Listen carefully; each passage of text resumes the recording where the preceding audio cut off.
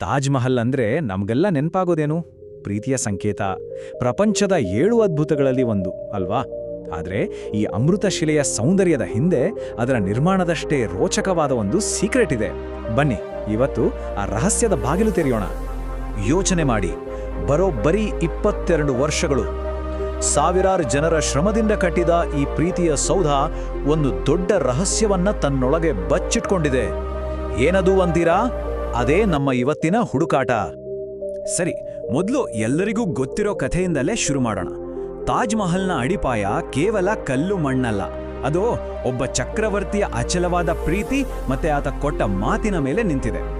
ಹೌದು, ತಾಜ್ ಮಹಲ್ ಇದನ್ನ ಚಕ್ರವರ್ತಿ ಶಾಜಹಾನ್ ತನ್ನ ಪ್ರಾಣಪ್ರಿಯ ಪತ್ನಿ ಮುಮ್ತಾಜ್ ಮಹಲ್ಗಾಗಿ ಕಟ್ಟಿಸಿತ್ತು. ಇದು ಬರೀ ಒಂದು ಸಮಾಧಿಯಲ್ಲ, ತನ್ನ ಪ್ರೀತಿಯನ್ನ ಜಗತ್ತಿಗೆ ಸಾರಿ ಹೇಳೋಕೆ ಅವನು ಕಂಡುಕೊಂಡ ದಾರಿ. ಹಾಗಿದ್ರೆ ಈ ಮೇರುಕೃತಿ ನಿರ್ಮಾಣ ಆಗಿದ್ದೆ ಹೇಗೆ?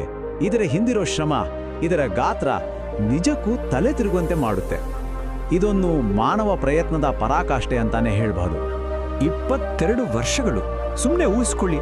ಒಬ್ಬ ವ್ಯಕ್ತಿಯ ಜೀವನದ ಬಹುಮುಖ್ಯ ಭಾಗವೇ ಈ ಒಂದು ಕಟ್ಟಡಕ್ಕಾಗಿ ಮುಡಿಪಾಗಿತ್ತು.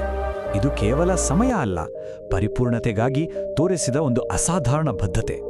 20,000ಕ್ಕೂ ಹೆಚ್ಚು ಜನ, ಹಬ್ಬ ಕಾರ್ಮಿಕರು, ಕುಶಲಕರ್ಮಿಗಳು ತಮ್ಮೆಲ್ಲ ಕೌಶಲ್ಯ, ಬೆವರನ್ನ ಇದಕ್ಕಾಗಿ ಸುರಿಸಿದ್ದಾರೆ. ಭಾರತ ಮಾತ್ರ ಅಲ್ಲ, ಮಧ್ಯ ಏಷ್ಯಾದಿಂದಲೂ ಬಂದಿದ್ದ ಕಲಾವಿದರು ಸೇರಿ ಈ ಕನಸನ್ನ ನನಸು ಮಾಡಿದ್ದಾರೆ.